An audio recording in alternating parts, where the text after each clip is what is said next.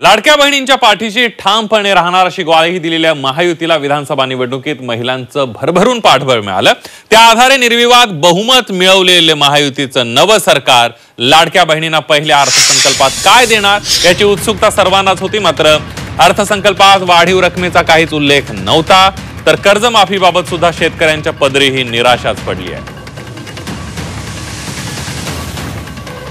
लाडक्या बहिणींना 2100 दिले का नाही, शेतकऱ्यांना कर्जमाफी, मी कालच त्याच्यावरती एका कार्यक्रमात बोलताना बोललो। खरं म्हणजे कारण नसताना माझं नाव माननीय मुख्यमंत्र्यांनी त्यांच्या भाषणात घेतलं होतं आणि म्हणाले होते की स्थगिती द्यायला मी काय उद्धव ठाकरे नाही। आणि मी त्यांना सांगितलं होतं की तुम्हाला उद्धव ठाकरे होता येणार नाही, उद्धव ठाकरे व्हायचं असेल तर उद्या म्हणजे आज जो अर्थसंकल्प सादर केला जाणार आहे त्याच्यात जसं मी माझ्या नागपूरच्या पहिल्या अधिवेशनात शेतकऱ्यांना कालबद्ध एक कार्यक्रम देऊन कर्जमुक्त केलं होतं, तसं कर्जमुक्तीची तुम्ही घोषणा करा आणि अंमलबजावणी करा। एक लाडकी लखपतीत आहे, मुख्यमंत्री माझी लाडकी बहीण ती देखील, त्याच्यासाठी देखील आम्ही 36,000 कोटी रुपयाची तरतूद केली आहे। त्यामुळे विरोधक जे आहेत त्यांना बोलण्याचं काही संधी ठेवली नाही। आता ते वाढणार कधी वाढणार त्याच्यावर आमचं काम चालू आहे।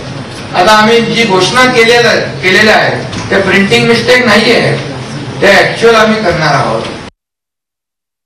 शेतकरी विरोधी यांचं बजेट आहे। यांनी ज्या पद्धतीनं शेतकऱ्यांचा सातबारा कोरा करण्याची भूमिका यांच्या जाहीरनाम्यामध्ये मांडलेली होती ती आज फसवी निघालेली आहे। आणि दुसरं आपण पाहिलं असेल की यांनी लाडक्या बहिणीला 2100 रुपये देण्याचं सांगितलं होतं, 2100 रुपये हाही फसवा निघालेला आहे। आपल्याला योजनेचं ऍक्च्युअल पैसे कधी लागणार ते वर्षभराने समजतात। त्या आधारावर मागच्या वर्षीच्या ट्रेंडच्या आधारावर हे पैसे ठेवलेले आहेत आणि उद्या वाढवायची गरज पडली तर जुलै आहे, डिसेंबर आहे, त्यामुळे वाढवता येतात, त्यामुळे कुठलीही अडचण नाही आहे। आवश्यक तेवढी तरतूद याच्यामध्ये ठेवण्यात आली आहे।